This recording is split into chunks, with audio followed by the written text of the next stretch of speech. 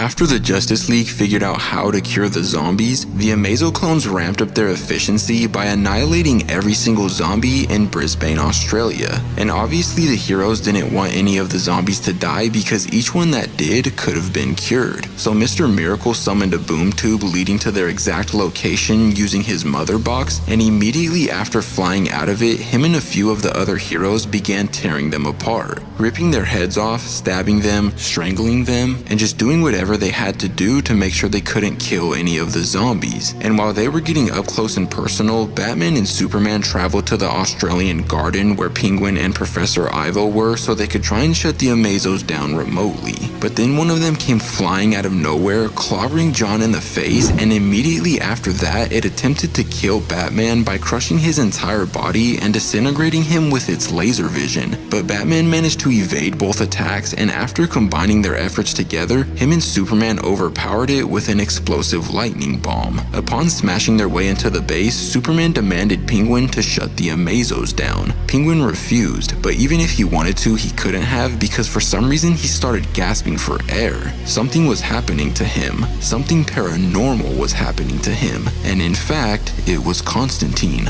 absorbing his soul into Ragman's cloak for a final boost of power. And his soul wasn't the only one Constantine absorbed. He literally absorbed every single wicked soul in the facility because he needed as much power as possible to defeat Trigon. After that, Batman and Superman made their way to Cyborg, Wally, and Swamp Thing, where Batman broke down their next move. Wally and Superman would speed across Earth, curing as many zombies as possible, while him, Cyborg, and Swamp Thing used one of the Amazo heads to figure out how they transmitted to each other so they could broadcast an infection that would compromise their systems. Trigon, on the other hand, was ruthlessly tearing Zatanna and the Phantom Stranger apart. So when Constantine finally got there, he clobbered him with the power of Zeus, and the impact was so great that he immediately toppled over into the ground. But Trigon wasn't out of the fight just yet, so Constantine struck him with lightning, evaded all of his attacks with Madame Xandu's crystal ball, and even opened up portals to other dimensions for reinforcements. But despite giving it everything he had and using everything that he had, it still wasn't enough. Trigon's flaming fist smashed his body onto the ground so hard that he bled to death, right in front of Zatanna, the one he loved most. And if that wasn't bad enough, the heroes were struggling as well. They made a valiant effort to keep the army of Amazos at bay, but eventually it was too much for them to handle. So all the heroes died and they lost.